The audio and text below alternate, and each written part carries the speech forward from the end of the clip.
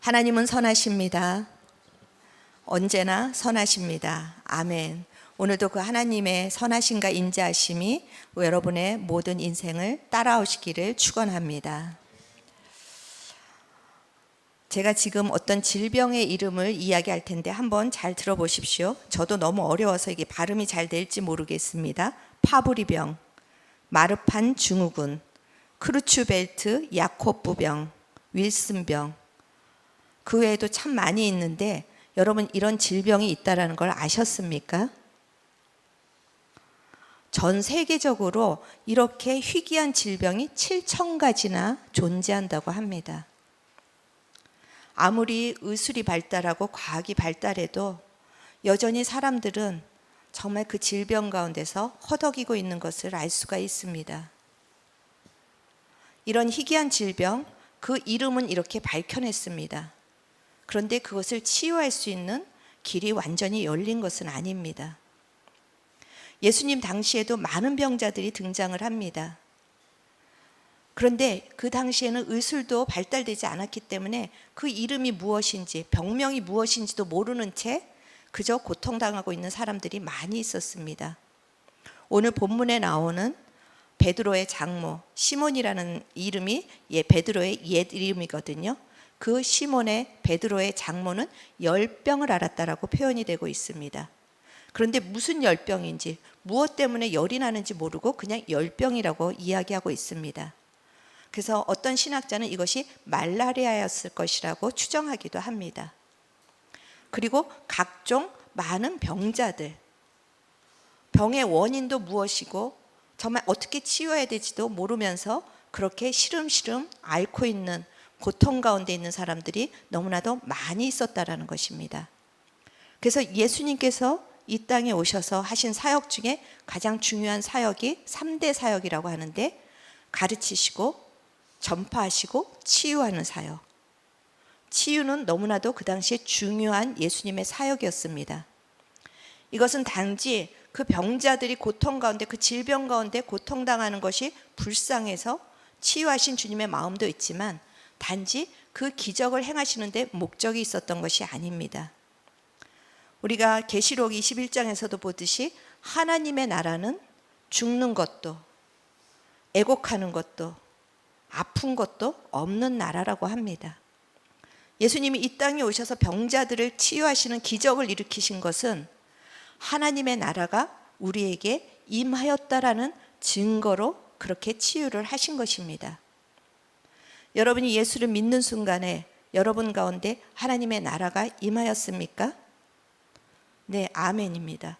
그러면 지금도 여러분의 질병은 치유되고 있습니까? 네, 아멘 하셔서 감사합니다. 과연 기적은 여러분 삶 속에서 일어나고 있습니까? 네, 믿음으로, 우리 성도들은 수준이 높아서 믿음으로 아멘을 하시는데 솔직히 말하면 현실은 기적이 안 일어나고 있습니다. 물론 기적이 지금도 일어나고 있습니다. 그래서 불치병에 걸렸던 사람들이 간증을 하면서 예수님이 나를 이렇게 고쳐주셨습니다. 간증을 합니다. 그리고 우리도 우리의 질병을 향해서 얼마나 열심히 기도를 합니까? 그런데 현실적으로 우리의 기도에는 하나님이 응답하시는 것 같지가 않습니다.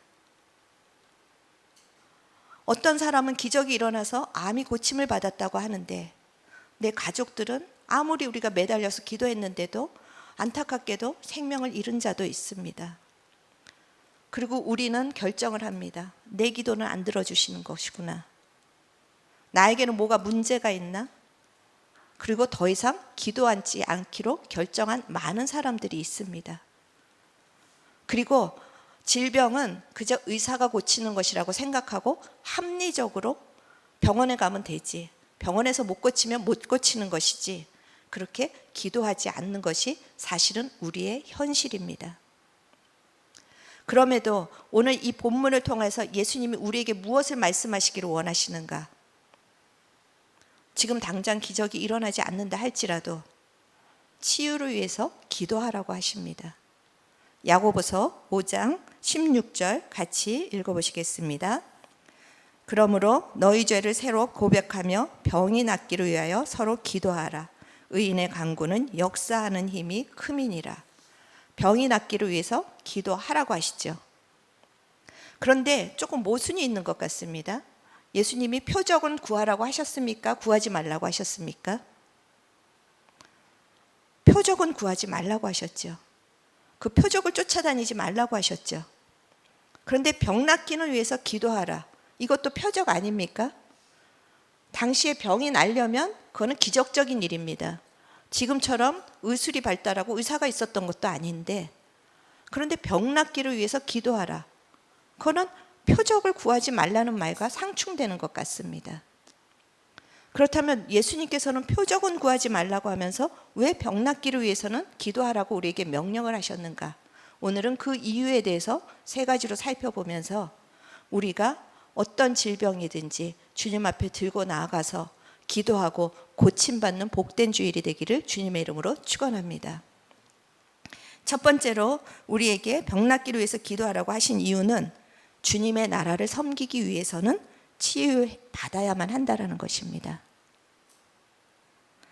여러분, 이 땅에서 우리가 잘 살기 위해서 필요한 것이 무엇입니까? 신앙이죠. 근데 솔직히 신앙보다 더 필요한 게 무엇입니까? 그렇죠. 말씀하신 것처럼 돈이고 또 건강입니다. 그래서 돈과 건강만 있으면 우리가 이 땅에서 그래도 잘 신앙 지키면서 살 것 같습니다. 그런데 성경은 어디에서든지 돈을 구하라는 말이 없습니다. 오히려 돈에 대해서 경고하시면 경고하셨지 돈을 구하라는 말은 안 하십니다. 디모데전서 6장 8절에 보면은 오늘 입을 것이 있고 먹을 것이 있으면 족한 줄로 알라고 말씀을 하십니다. 그리고 주기도문에서는 일용할 양식이 없으면 구하라. 그렇지만 오늘 이 디모데전서 말씀과 봤을 때 내가 오늘 아무리 내가 부족한 것 같아도 세 끼 먹을 수 있다. 그러면 더 이상 구하지 말고 족한 줄로 알라고 이야기하십니다. 이렇게 돈은 구하지 말라고 하시면서 왜 병 낫기는 기도하라고 하셨을까? 왜냐하면 여러분, 돈은 없어도 주님의 나라를 섬기는데 부족함이 없습니다. 내가 세상에 명예가 없다고 해서 주님의 나라를 섬기지 못하는 것이 아닙니다. 그렇지만 육신이 병들면 주님의 나라를 섬길 수가 있습니까? 오늘 베드로의 장모 열병을 앓고 있었습니다. 주님이 들어가셨는데 열병을 앓고 있어서 몸져 누워 있었습니다. 주님이 왜 회당에서 가르치신 후에 그 베드로의 집에 들어갔을까? 그것에 대해서 성경은 밝히지 않고 있지만 그냥 저의 추측상, 제 추측입니다. 이제 회당에서 가르치시고 식사 때가 되지 않으셨을까? 베드로의 장모가 열병으로 누워있는 걸 물론 주님은 전지하시니까 알고 계셨겠지요. 근데 본문에서 보면은 사람들이 베드로 장모의 열병을 고쳐달라고 요구하는 걸 보면 주님이 그 목적으로 들어가신 거는 아니실 수가 있다라는 것입니다. 표면적으로는. 아마 식사를 하러 들어가셨는데 장모가 열병으로 누워 있습니다. 그러자 주님께서 그 장모를 고쳐 주십니다. 그리고 장모가 그 다음에 한 일이 무엇입니까? 회복된 다음에 수종드니라. 이 수종들다라는 말은 식사를 준비한다라는 원어의 뜻이 있습니다. 장모가 주님께 식사를 대접하고 싶은데 누워있으면 그것을 대접할 수가 있겠습니까? 그가 고침을 받았으니 일어나서 감사한 마음으로 자발적으로 지금 예수님을 섬기기 시작한 것입니다. 이것처럼 우리가 이 땅을 살아가는 날 동안에 우리의 육신이 치유받아야 되는 이유, 주님의 나라를 잘 섬기기 위해서입니다. 이 영이라는 것은 육과 함께 갑니다. 여러분이 다 경험해 보셨지만 내가 아프면 기도할 마음이 납니까? 안 납니까? 저는 워낙 어릴 때부터 아파가지고 참 아플 때 주님 앞에 익스큐즈를 너무 잘합니다. 이것도 목사로서 좀 문제지만 하나님 오늘 아프니까 저 이거 쉴게요. 이렇게 굉장히 익스큐즈를 잘합니다. 왜냐하면 아프면 부르짖고 기도하고 싶어도 기도할 수가 없습니다. 그렇기 때문에 저는 여러분이 주님을 섬기는데, 여러분이 경건 생활을 하는데 방해되는 어떤 질병이라도 오늘 이 시간 이후로 예수의 이름으로 고침받기를 축원합니다. 그래서 누구보다 이 베드로의 장모처럼 잘 섬기는 자가 되시기를 정말 소망합니다. 그런데 그것은 비단 육신적인 질병뿐만이 아닙니다. 정신적인 질병이 더 문제입니다. 현대인들은 육신은 멀쩡한데 이 정신적인 질병에 너무나도 갇혀 있습니다. 지금 베드로의 집에 장모가 누워 있다라는 것은 당시의 문화로 추정해 볼 때 그 장모에게는 남편이 없었던 것 같습니다. 왜냐하면 남편은 그 시대에 그 가정을 보호하고 지키는 정말 하나님이 주신 축복의 통로였습니다. 그런데 그 남편이 없으니까 아픔에도 불구하고 사위집에 누워있지 않겠습니까? 그런데 이 베드로의 장모가 육신은 멀쩡히 고침받았는데 아이 나 같은 게 뭐, 사위집에 얹혀 사는 나 같은 게 뭐, 과부인 내가 뭐, 그렇게 하고 뒤로 물러났다면 주님을 섬길 수 있었겠습니까? 여러분의 생각을 붙잡고 있는 모든 질병들, 그것이 더 문제인 것입니다. 주님은 오늘 그 생각을 치유받기를 간절히 주님께서 원하시고 계십니다. 나는 아프니까 계속해서 아픈 걸 묵상하고 나는 아파서 못하지, 이런 생각들이 예수의 이름으로 깨어지기를 축원합니다. 그리고 나까진 게 뭐, 정말 그 사위집에 얹혀 사는 나까진 게 뭐라고, 나는 돈도 없고 나는 명예도 없고 나는 실력도 없는데, 이런 모든 왜곡된 생각들이 예수의 이름으로 깨어지기를 축원합니다. 그래서 이 정신과 육신이 여러분이 정말 온전하여져서 베드로의 장모처럼 여러분이 주님을 섬기는 그런 축복의 사명자가 되기를 원합니다. 우리가 예수님을 섬긴다, 하나님의 나라를 섬긴다고 하지만 그것은 거창한 일이 아닙니다. 자꾸 우리는 사역을 거창한 것으로 생각하는데, 지금 베드로가 그 장모가 한 끼 식사 대접한 것, 그것이 얼마나 귀한 사역인지 모릅니다. 왜냐하면 지금 주님께 가장 필요한 것들을 줄 수 있었기 때문입니다. 주님께서 시장하실 때 그 시간에 필요한 적절한 주님의 필요를 채울 수 있는 그 섬김이야말로 가장 귀한 섬김입니다. 주님과 상관없이 그저 내 뜻대로 이게 좋은 거야 저게 좋은 거야 해서 섬기는 것이 아니라 주님의 필요, 주님이 원하시는 가장 그 낮은 자리, 거기에서의 섬김이 가장 큰 섬김이라는 것을 오늘 이 교훈을 통해서 우리가 받을 수가 있습니다. 저는 우리 진리등대교회 우리 성도님들이 여러 가지 질병으로 어려워하고 있는 것을 압니다. 그런데 오늘 이 질병은 그냥 고질적인 병이지, 그렇게 포기하지 마시고 기도로 시작하시기를 바랍니다. 그리고 그것이 치유받고 누구보다도 주님을 가장 잘 적절하게 그 주님의 필요를 가장 잘 섬기는, 그래서 하나님께서 영광 받으시는 우리 성도님들이 되시기를 주님의 이름으로 축원합니다. 그래서 우리가 이렇게 육체의 질병도, 정신적인 질병도, 영적인 질병도 우리가 치유받아야 되는데, 그런데 항상 여기서 우리가 혼란이 생깁니다. 이런 말씀을 받을 때는 아멘으로 받고 다 될 것 같습니다. 그런데 문을 나서고 하루가 지나고 이틀이 지나고 일주일이 지나면 여러분 어떤 생각을 하십니까? 끝까지 기도하자, 그런 기특한 생각을 하십니까? 아유, 그렇지 뭐, 그렇게 하고 기도를 포기하십니까? 제가 어떤 분은 표정과 눈이 마주쳤는데 에이 그렇지 뭐, 그러신 것 같습니다. 그런데 하나님께서 이렇게 즉각적으로 기도를 들어주실 때가 있는데 기도를 들어주시지 않을 때가 있습니다. 그럼에도 불구하고 포기하지 말고 기도해야 하는 이유, 그것은 하나님께서 이 기도의 시간을 통하여서 우리의 믿음을 강화시키고 계시기 때문입니다. 하나님께서 원하시는 것, 즉각적인 응답, 그렇게 하지 않으면서 원하시는 것이 있는데 그것은 바로 우리의 믿음입니다. 그래서 히브리서 11장 6절에는 뭐라고 표현하고 계십니까? 믿음이 없이는 하나님을 기쁘시게 할 수 없나니. 그러면 하나님을 기쁘시게 할 수 있는 방법은 무엇이라는 것입니까? 믿음이 있으면 하나님을 기쁘시게 한다라는 것입니다. 그리고 로마서 4장 20절에 아브라함이 어떤 상황 속에서도 믿음이 흔들리지 않고 견고해졌을 때 그것이 어떤 결과가 있다고 했죠? 하나님께 영광을 돌린다. 여러분이 잘 되고 우리가 연말에 보면 뭐 이렇게 무슨 시상식에 나가면 하나님께 영광을 돌립니다. 그렇게 말들을 많이 하는데 그것도 감사한 일이죠. 그렇게 고백할 수 있는 것.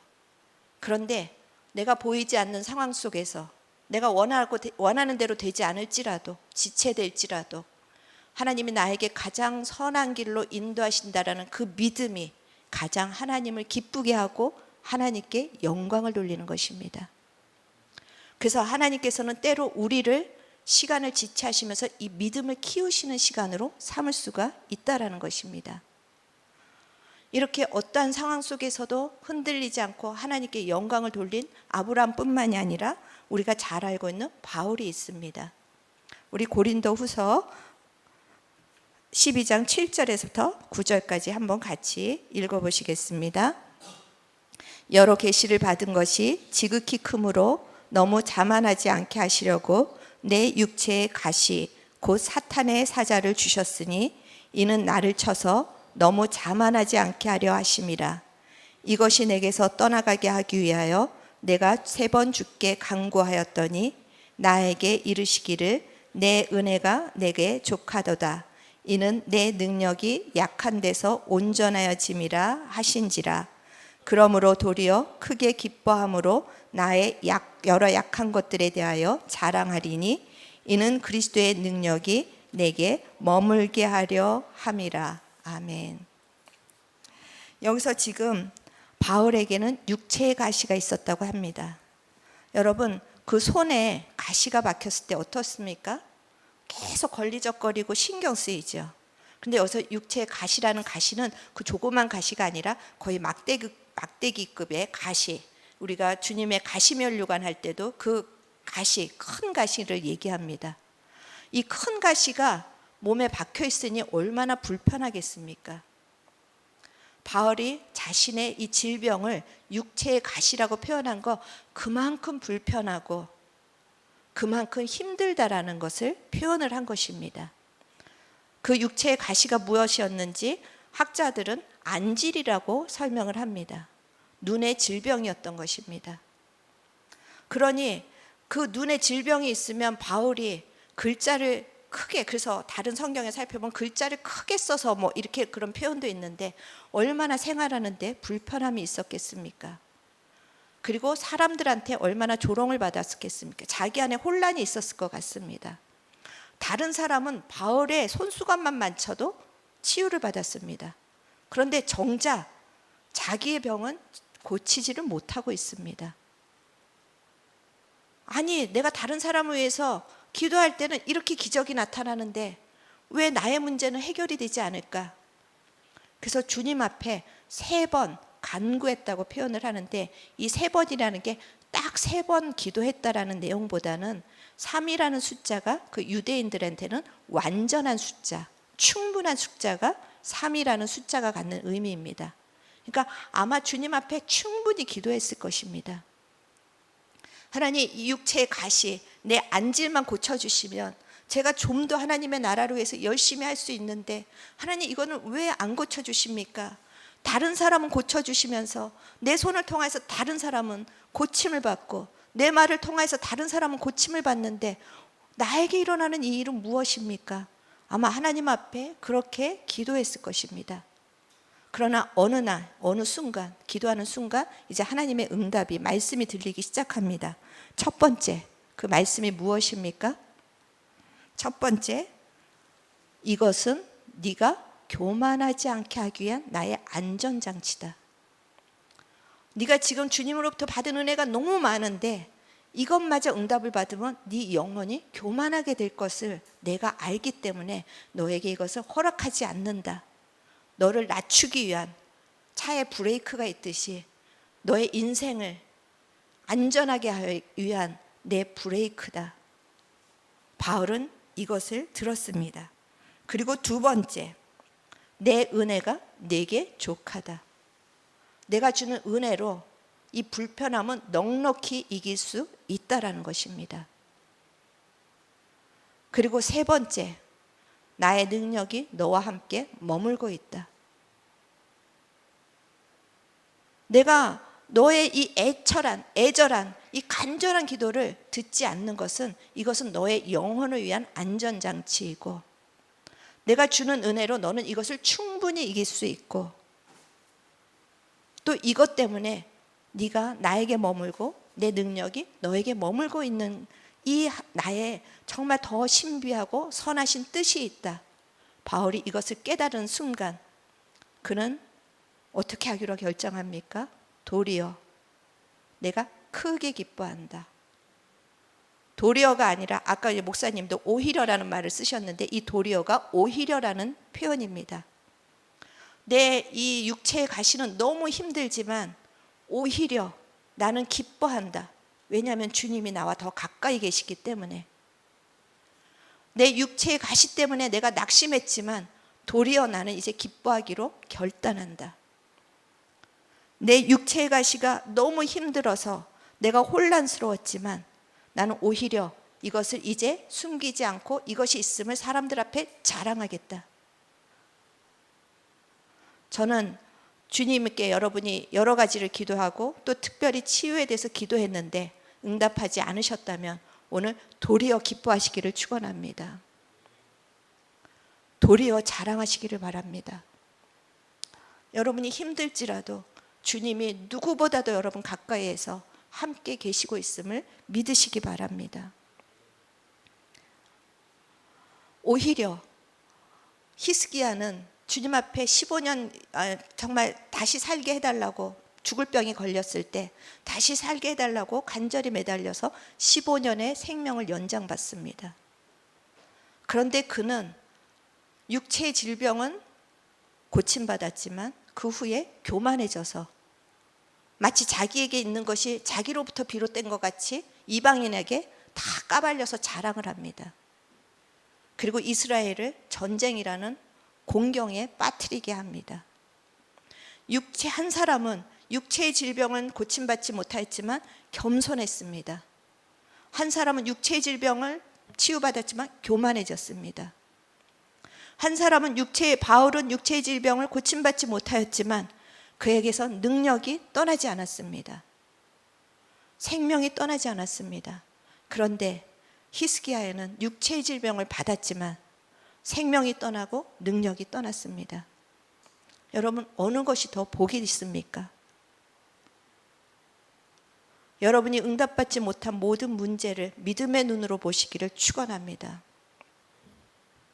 그래서 주님께서는 우리 육체를 정말 치유하시는 것보다 우리의 믿음이 먼저 치유되시기를 원하시는 것입니다. 이것이 안전한 것입니다. 저희 작은아버지가 65세에 뇌출혈을 받으셨습니다. 그래서 한쪽이 마비가 되어서 움직이는 게 굉장히 불편해지셨습니다. 그런데 뇌출혈이 되셨을 때 제가 병상에 가서 복음을 전하고 예수님을 영접하기로 하셨습니다. 그리고 그 예수님을 영접하시는 순간 주님께서 나를 고쳐주실 것이라는 확실한 믿음을 가지고 계셨습니다. 저와 함께 일주일에 한 번씩 성경 공부를 하면서 매번 그것을 고백했습니다. 그리고 세례 간증문에 그렇게 표현을 하셨습니다. 나는 학벌의식에 취했고 내 능력에 취해서 교만했었고 경쟁 사회에서 살아남기 위해서 약한 자들을 짓밟고 모든 수단을 다 써봤다. 그랬는데 얻은 것은 아무것도 없고 이제 나는 중풍병자가 되었다. 한쪽이 마비된 사람이 되었다. 그런데 예수님을 영접하고 나는 이 우주 만물을 창조하신 그 주님의 말씀을 믿습니다.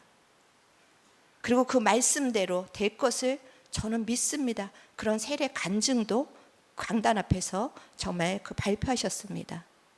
그래서 본인의 이 마비된 이 발과 손과 이 한쪽이 다 치유될 것을 정말 한순간도 의심하지 않고 믿으셨습니다. 결과가 어떻게 됐을까요? 치유받았다면 제가 믿음에서 이 예화를 들지 않겠죠. 3년 뒤에 폐암이 걸리셨습니다. 그것도 말기암으로. 그랬을 때 성경 공부를 하고 저희 작은아버지를 영적으로 인도하는 저는 혼란이 왔습니다. 그런데도 그 폐암이 걸리셨는데도 하나님이 이걸 고쳐주신다고 합니다. 합리적인 저는 더 이상 얘기할 수가 없었습니다. 그리고 네, 아멘 하고 화답했지만 제 안에서는 어떡하지? 그리고 폐암이 걸리신 지 6개월 만에 소천하셨습니다. 그의 믿음은 무엇이었을까? 저도 너무 혼란스러운 가운데 제가 기도하는 가운데 하나님이 알려주셨습니다. 그의 믿음이 나를 영화롭게 했고, 그는 눈을 떴을 때 그가 본 것은 낙원이고, 그는 죽은 것이 아니라 일상적인 다음날 같이 그냥 눈을 떴을 뿐인데 그것이 낙원이고, 이제 재림의 날에 그가 그토록 믿었던 몸의 온전한 몸으로 부활될 것이다. 그리고 그 믿음이 나를 하나님이 낫게 하실 것이라는 그 믿음의 소망이 그 힘든 시간을 견디게 했다라는 마음의 감동을 주셨습니다. 그러면서 그때 당시에 저는 병원 전도를 매주 하고 있었는데, 병원 전도할 때 저의 태도가 달라졌습니다. 병원 전도에서 말기암 환자들을 만날 때 그전에는 이분들의 끝이 어떻다라는 것을 합리적으로 생각했기 때문에 그냥 영혼이 구원받아야 됩니다라는 소리만 했지 하나님이 치유하실 것이라는 담대한 선포를 못했습니다. 저는 보이는 현상과 합리적인 사고에 갇혀 있었습니다. 그런데 저희 작은아버지를 돌보면서 그것이 깨어졌습니다. 그리고 마음껏 그분들에게 선포했습니다. 하나님이 오늘이라도 치유하실 수 있습니다. 여러분, 하나님은 능력이 없어서 우리를 고치시지 못하시는 분이 아니십니다. 우리가 뭔가 하나님의 마음에 흡족하지 않아서 나만을 거절하시는 분이 아니십니다. 하나님이 우리가 간절히 기도했음에도 그것에 대해서 응답하지 않을 때 하나님은 그것을 통하여서도 우리를 믿음으로 키워가시고 그 믿음으로 영광을 받고 계신다라는 것을 믿으시기 바랍니다. 그래서 우리에게 중요한 것이 무엇인가? 당장의 치유보다 더 중요한 것, 믿음입니다. 고린도전서 13장 13절 같이 한번 읽어보시겠습니다. 그런즉 믿음, 소망, 사랑 이 세 가지는 항상 있을 것인데 그 중에 제일은 사랑이라.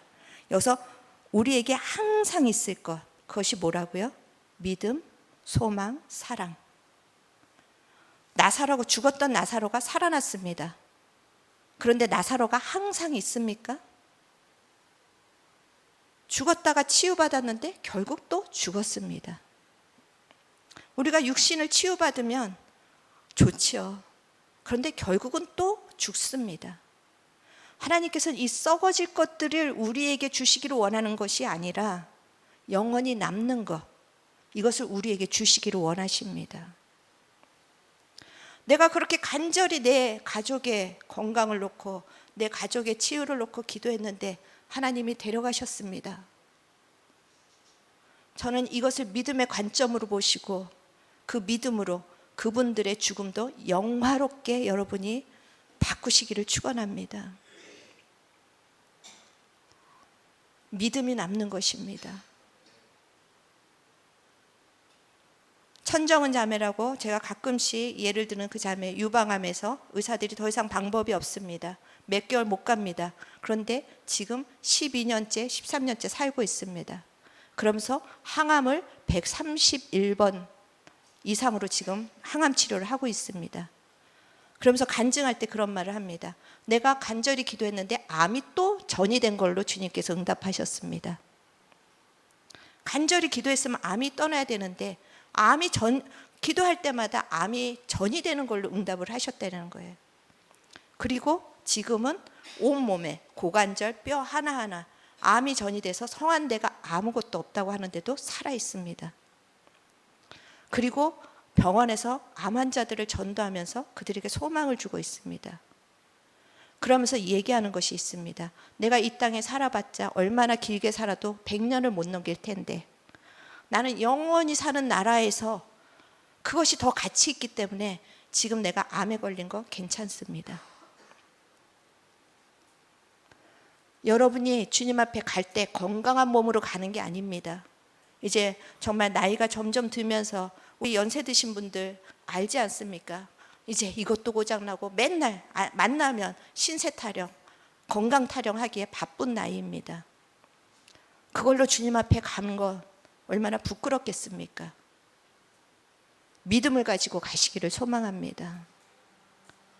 소망을 가지고 가시기를 축원합니다. 사랑을 가지고 가시기를 축원합니다. 이것만이 주님 앞에 남는 것이라고 합니다. 그래서 주님께서 치유를 하라고 하시는데 세 번째 우리에게 치유를 해야 되는 세 번째 역할이 굉장히 중요합니다. 그거는 공동체적으로 치유를 하라는 것입니다. 아까 읽은 야고보서 5장 16절 말씀 같이 다시 한번 읽어보시겠습니다. 그러므로 너희 죄를 서로 고백하며 병이 낫기를 위하여 서로 기도하라. 의인의 간구는 역사하는 힘이 큼이니라. 아멘. 여기서 서로 고백하며 서로 기도하라고, 공동체적으로 교회적으로 기도하라고 명령을 하십니다. 왜냐하면 하나님은 이 공동체에서 역사하시는 분입니다. 우리에게 이 치유를 기도하라고 하신 거, 주님의 그 치유의 권능이 이 공동체를 통해서 풀어지기를 원하십니다. 주님의 사랑이 이 공동체를 통해서 풀어지기를 원하십니다. 우리가 정말 예수님의 행보를 볼 때 그 조금 전에는 예수님이 귀신을 향해서 어떻게 하셨죠? 꾸짖으셨죠. 그런데 또 이 같은 베드로의 장모의 이 치유 사건을 보면 누가복음 4장 38절에 보면은 또 이렇게 얘기하십니다. 주님께서 죄송합니다. 누가복음 4장 맞죠? 제가 이렇게 설교를 준비해 와갖고 PPT를 우리 자매님한테 주는데 제가 얘기하다 보면 막 여기 거 저기 거 막 뒤섞여서 빼기도 하고, 그런데 누가복음 4장 38절에 보면 이 같은 사건인데 주님께서 베드로의 장모의 열병을 어떻게 하셨다고요? 꾸짖으셨다고 합니다. 그런데 베드로의 장모를 고치실 때 오늘 읽은 마가복음에서는 예수께서 31절에 장모를 향해서는 어떻게 하셨나요? 손을 잡아 일으키셨습니다. 질병을 향해서, 어둠을 향해서는 꾸짖으셨지만 장모는 손을 대셨습니다. 당시의 바리새인들은 여자에게 손을 대는 것이 금해져 있습니다. 왜냐하면 이 여자가 언제 월경을 할지 모르기 때문에 유출하는 자를 만지는 것은 자기도 오염되는 것이었기 때문에 여자에게 손을 대면 안 됐습니다. 더군다나 열병을 앓고 있는 여자를 만진다라는 거, 그 당시에 금한 거를 깨트린 것입니다. 왜냐하면 주님은 다른 사람들의 오염이 묻어오시는 분이 아니라 주님의 거룩을 주시는 분이기 때문입니다. 그래서 병자들을 고치실 때 항상 손을 대셨던 것은, 사람들은 저 병자들을 만지는 것을 꺼려했지만 주님은 그 사람을 만지면서 주님의 자비와 사랑을 흘려보내시는 것입니다. 그 사람을 만지시면서 그 사람의 죄가 주님께 오염되는 것이 아니라 주님의 거룩을 흘려보내시는 것입니다. 그래서 우리가 기도할 때 주님께서는 우리에게 손을 얹어서 기도하라고 하십니다. 마가복음 16장 18절에 병든 사람에게 손을 얹은 즉 우리도 그 손을 얹으라고 하십니다. 여러분의 손을 얹는 것이 아닙니다. 내 손이지만 여기 이게 누구의 손입니까? 주님의 손을 얹으라는 것입니다. 그래서 우리가 아까 읽어봤던 야고보서 5장 16절에 서로의 죄를 고백하라. 이건 뭐냐면 우리가 죄가 있으면 이 손이 주님의 능력이 나갈 수가 없습니다. 그렇기 때문에 우리를 깨끗하게 예수님의 보혈로 씻고 깨끗하게 해서 이 주님의 능력과 주님의 사랑이 나가도록 서로의 죄를 고백하라는 것입니다. 그리고 이 서로의 죄를 고백하라고 해갖고 또 어느 교회에서는 이 죄 고백을 굉장한 영적인 그 통로로 이것을 반드시 해야만 한다고 하는데 맞습니다. 그렇지만 이 서로의 죄를 고백하라는 것이 정말 내 남편이 같이 교회를 다니는데 내 남편이 바람을 피웠어요. 그렇게 만민 앞에서 그 교인들 앞에서 그렇게 다 해놓으면 그 남편은 어떻게 얼굴을 들고 다닐 수가 있겠습니까? 저는 그런 고백은 죄 고백은 그거는 북한에서 하는 자아 비판밖에 안 된다고 생각합니다. 여기서 서로의 죄를 고백하라는 거, 우리의 약함을 고백하고 내가 이런 정말 죄에 빠졌어요라는 고백하는 의미도 있지만 서로가 서로를 용납하라는 뜻이 있습니다. 이 사람이 아무리 진짜 정말 왜 저럴까 세상 말로 진상짓을 해도 그 사람을 용납할 수 있는 것이 공동체여야 된다는 것입니다. 그럴 때 주님의 사랑의 능력이 나가는 것입니다. 주님의 치유의 능력이 나가는 것입니다. 저는 우리 성도들 한 사람 한 사람의 손이 주님의 치유의 손이 되시기를 축원합니다. 참 안타까운 것은 제가 이 원리를 가르쳐 드리는데 서로 손을 안 잡습니다. 제가 가정에서 부부가 좀 손을 잡고 기도해라. 자녀가 부모와 손을 잡고 기도해라. 왜 안 하십니까? 쑥스러워서. 쑥스러운 것 때문에 이 은혜를 놓치시겠습니까?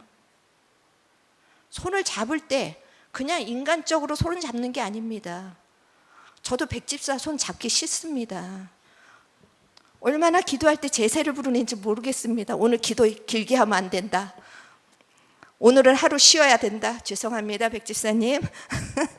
어제도 오늘 토요일인데 또 기도하냐? 또 주일인데 또 기도하냐? 그래도 손을 붙잡고 억지로라도 기도합니다. 저는 이 손을 잡을 때 주님의 치유의 능력이 우리 서로에게 들어가는 것을 믿기 때문입니다. 손을 잡을 때 그 치유의 능력이 우리의 가정 속에 임하는 것을 믿기 때문입니다. 여러분이 손을 잡고 기도할 때 여러분의 가정의 귀신은 떠날 것입니다. 여러분의 가정의 진정한 치유와 회복이 일어날 것입니다. 그러면 믿지 않는 배우자랑은 어떡하냐? 믿지 않는 아이들하고는 어떡하냐? 슬쩍 잡으시고 속으로 기도하세요. 옷자랑 나가는 옷 잡으시고 기도하시고 그냥 어깨에 손을 얹으시고 속으로 기도하세요. 예수님의 보혈의 능력이 들어갈지어다. 그렇게 해서 이 공동체가 같이 기도할 때 폭발적인 은혜를 여러분이 체험하시기를 축원합니다. 이사야 53장 5절 말씀 한번 같이 읽어보시겠습니다. 그가 찔림은 우리의 허물 때문이요 그가 상함은 우리의 죄악 때문이라. 그가 징계를 받음으로 우리는 평화를 누리고 그가 채찍에 맞음으로 우리는 나음을 받았도다. 그가 채찍에 맞음으로 우리는 나음을 받았도다. 받을 것이다. 받았도다. 완료형입니다. 지금도 진행되고 있는 완료형입니다. 예수님 십자가에서 흘리신 보혈이 우리를 낫게 하십니다. 예수님이 채찍에 맞으시면서 흘리신 보혈이 우리를 깨끗하게 하실 것입니다. 지금 이 시간에 이 말씀이 치유의 말씀이 선포되는 이 시간에 예수님의 보혈이 여러분의 생각을 바르시기를 축원합니다. 여러분의 마음과 여러분의 의지와 생각, 여러분의 육신을 다 예수님의 보혈로 덮으시기를 바랍니다. 그럴 때 우리는 진정한 치유를 받고 이제 치유의 공동체가 되어서 세상을 향해서 치유를 선포하는 하나님의 사명 있는 공동체가 될 것입니다. 오늘의 말씀으로 다시 여러분이 주님은 나를 치유하셨습니다. 이제 포기하지 마시고 기도를 시작하시기를 축원합니다. 예수님이 채찍에 맞으심으로 나음은 나음을 입었도다 선포하십시오. 지금 나는 비록 이렇게 아파서 현상이 나타나지만 오늘도 예수님이 채찍에 맞으심으로 나는 나음을 입었도다. 그 말을 계속 선포할 때 저는 교회를 개척하고 한의사가 절대 말하지 말고 절대 찬양하지 말라고 했습니다. 왜냐하면 기관지 확장증으로 제가 교회를 개척하고 난 다음에 계속 각혈을 했습니다. 한 번이 아니었습니다. 뭔가 좀 하려고 하면 또 각혈을 하고. 근데 이 각혈하는 게 너무 두려워요. 왜냐하면 실제 피를 보니까 그것이 사람을 그렇게 두려워할 수가 없습니다. 두렵게 만들 수가 없습니다. 아, 나는 안 되나 보다. 나는 이 교회를 할 자격이 없나 보다. 그럴 때마다 그가 채찍에 맞음으로 나음을 입었습니다. 그런데 또 각혈을 합니다. 그가 채찍에 맞음으로 나는 나음을 입었습니다. 그런데 지금 현상은 그대로 있는데 몇 년째 각혈을 하지 않고 있습니다. 주님의 치유를 받았다라고 저는 주님께 감사하고 있습니다. 여전히 현상들은 있지만 이 믿음의 기도가 쌓이고 쌓일 때 바울과 같이 모든 걸 감당할 수 있는 은혜를 주십니다. 저는 여러분이 어떤 질병에도 매이지 마시고 여러분의 상황에도 매이지 마시고 그가 채찍에 맞음으로 나는 나음을 입었습니다. 날마다 믿음으로 선포하고 여러분이 또 믿음으로 기도해 주시기를 바랍니다. 그래서 우리가 진정으로 치유받고 회복되는 믿음의 공동체요, 치유의 공동체요, 실질적으로 주님이 살아계심을 증거하는 공동체가 되기를 주님의 이름으로 축원합니다.